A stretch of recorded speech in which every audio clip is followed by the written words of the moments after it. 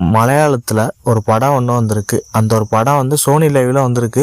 சரி, இந்த ஒரு படத்தில் மெயின் ஹீரோவாக நம்ம பாசில் ஜோசப்பு, நம்ம டொவைனா தாமஸ், நம்ம வினித் சீனிவாசன் இந்த ஒரு படத்தில் வந்து நடிச்சிருக்காங்க. இப்படி ஒரு 3 நடிகர் பட்டாலுமே இந்த ஒரு படத்தில் அப்படி என்னதான் இருக்குது அப்படின்னு சொல்லிவிட்டு நம்ம பார்த்தா, ஃபஸ்ட் ஹாஃப்ல இருந்து செகண்ட் ஹாஃப்ல வர செம ஒரு எங்கேஜிங், செம ஒரு காமெடியாகவும் வேற லெவலில் சம்பவம் பண்ணியிருக்காப்புல இந்த 3 ஆக்டரு. அவ ஆக்டிங் எல்லாம் பார்க்கறதுக்கு தக்காளி தாறுமாறான ஒரு ஆக்டிங் வேற லெவலில் சம்பவம் பண்ணி வச்சிருக்காங்க. இந்த சேட்டன் நம்ம சேட்டாசத்துக்கு ஒரு 5 படமாச்சு ஹிட்டாக கொடுத்துருக்காங்க.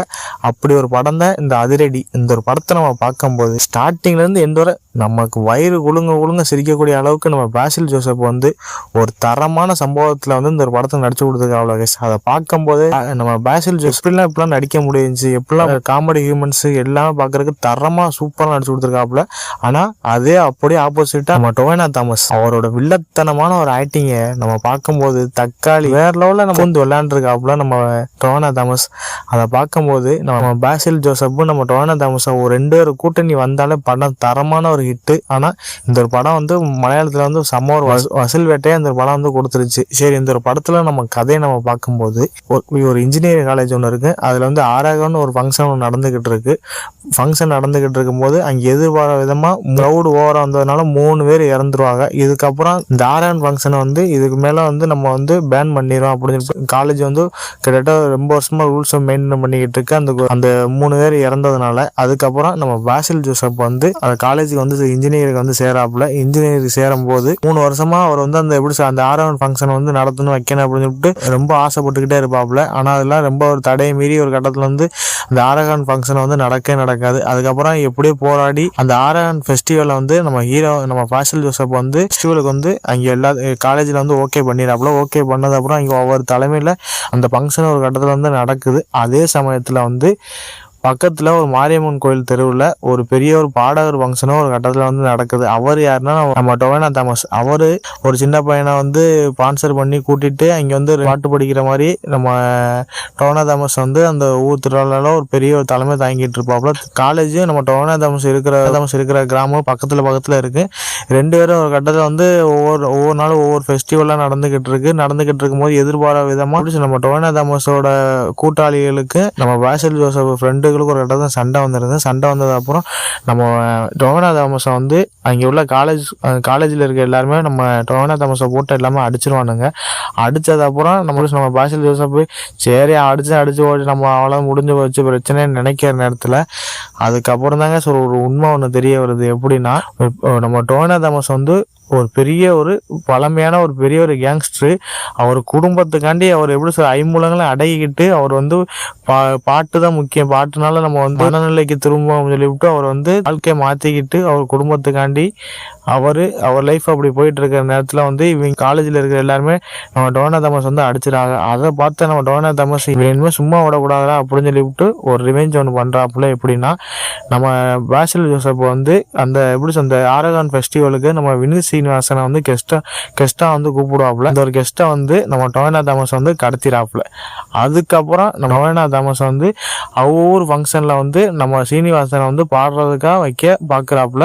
அதே சமயம் நம்ம பாசில் ஜோசப் வந்து அந்த காலேஜ் ஃபெஸ்டிவலில் வந்து நம்ம வினித் சீனிவாசனை பாட வைக்கணும் அப்படின்னு சொல்லிவிட்டு அவர் ஒரு கட்டத்தில் வந்து நினைக்கிறாங்க. கடைசியில் வந்து நம்ம பாசில் ஜோசப் வந்து நம்ம வினித் சீனிவாசனை வந்து பாட வச்சாப்புலையா. அதே சமயத்தில் வந்து நம்ம பாசில் ஜோசப்புக்கு எதிரியா நம்ம டொவைனா தாமஸ் கிராமத்தில் வந்து நம்ம வினித் சீனிவாசனை கடத்தி அங்கே வந்து அவர் ஒரு கட்டத்தில் வந்து அதே நாளில் வந்து பாட வைக்கிறதா பாசில் ஜோசப்புக்கு வந்து எப்படி ஒரு சவால் ஒன்று விட்டுறாப்புல. அதே சமயம் நம்ம வினித் சீனிவாசன் வந்து நம்ம டொவைனா தாமஸை வந்து கடத்திருப்பாப்புல. அவர்கிட்ட இருந்து நம்ம பாசில் ஜோசப் எப்படிலாம் மீட்கிறாப்புல. அதே மாதிரி ஃபெஸ்டிவல்ல வந்து நம்ம வினித் சீனிவாசனை வந்து நம்ம பாசில் ஜோசப் வந்து பாட வச்சாரா இல்லையா. அதுக்கப்புறம் இவளுக்குள்ள நம்ம பாசில் ஜோசப்புக்கு நம்ம டொவைனா தாமஸுக்கு என்ன மாதிரி சண்டைலாம் போச்சு அப்படிதாங்க இந்த ஒரு படத்துல ஒரு ஒன்னு ஸ்டோரியா இருக்கு. அதை பார்க்கும்போது ரெண்டு பேத்துக்குள்ள ரிவெஞ்சை நம்ம வினித் சீனிவாசன் 2 பேத்துக்குள்ள மாட்டி முடிக்கிற விஷயம்லாம் பார்க்கும்போது பார்க்கறதுக்கு எல்லாமே ரசிக்க முடியாது இருந்துச்சு கைஸ். அதை பார்க்கும்போது நம்ம பாசில் ஜோசப் அவரோட ஆக்டிங் எல்லாம் பார்க்கறதுக்கு தக்காளி தாறுமாறான ஒரு ஆக்டிங்கை போட்டு வேலையில சம்பவம் பண்ணி வச்சிருக்காப்புல நம்ம பாசில் ஜோசப். அதெல்லாம் பார்க்கும்போது எல்லாமே ரசிக்க முடியாது. இருந்துச்சு காசு. ஏன்னா ஸ்டார்டிங்லேருந்து எண்ட் வரை நம்மளை செம ஒரு எங்கேஜாக வச்சுக்க ஒரே ஆள் நம்ம பாசில் ஜோசப். ஆனால் அதே சமயத்தில் வந்து வினித் சீனிவாசன் அவரோட ஆக்டிங் நீ பார்க்கணுமே கைஸ். ஒரு காலேஜ் ஒரு கெஸ்ட்டாக நம்ம போய் ஒரு கட்டத்தில் வந்து நம்ம டொவினோ தாமஸை மாட்டி தவிக்கிற விஷயம்லாம் பார்க்கும்போது வேற லெவலில் செம்ம ஒரு சிரிப்பாகவும் இருக்குது. அதெல்லாம் பார்க்கும்போது நம்ம வினித் சீனிவாசன் அவரோட ஆக்டிங் எல்லாம் பார்க்கறதுக்கு பக்காவாக இந்த வேற லெவலில் தரமாக நடிச்சு கொடுத்துருக்காப்புல. ஆனால் இந்த ஒரு படத்தில் மெயினாக நான் பார்க்கறது காரணமே நம்ம டொவினோ தாமஸ். மலையாள சினிமாவில் பிடிச்ச ஆக்டரில் ஒருத்தர் நம்ம டொவினோ தாமஸ், அதுக்கப்புறம் நம்ம பிரித்தி சுகுமார். ரெண்டு பேரும் தான் மலையாளத்தில் செம்ம ஒரு ஃபேவரட்டான ஒரு ஆக்டரு. ஆனால் அதனால ரெண்டு பேரும் ஆக்டிங்கும் எல்லாம் பார்க்கறதுக்கு நமக்கு ரசிக்கும்படியாக இருக்குது. அதனால சரி இந்த ஒரு படத்தில் வந்து நம்ம டொவினோ தாமஸ் வந்து வில்லனா ஒரு கட்டத்தில் வந்து நடிச்சிருக்காப்புலையே அப்படின்னு சொல்லிட்டு இந்த ஒரு படத்தை பார்த்தா அவர் வர்ற சீனுக்குலாம் வேற ஸ்லோ மிஷனில் போட்டு வேற ஒரு செண்டா மேலே பேக்ரவுண்டு பிஜிஎம்லாம் போட்டு வேற நம்ம டொவினோ தாமஸ் வர சீன்லாம் பார்க்குறதுக்கு எல்லாமே தரமாக இருந்துச்சு. அதெல்லாம் பார்க்கும்போது எல்லாமே ரசிக்க முடியாது இருந்துச்சு கைஸ். இதில் மெயினாக ஒரு பாடகர் நம்ம ஷான் ரஹ்மான் அவரோட ஆக்டிங்கை நீங்கள் பார்க்கணுமே கைஸ்.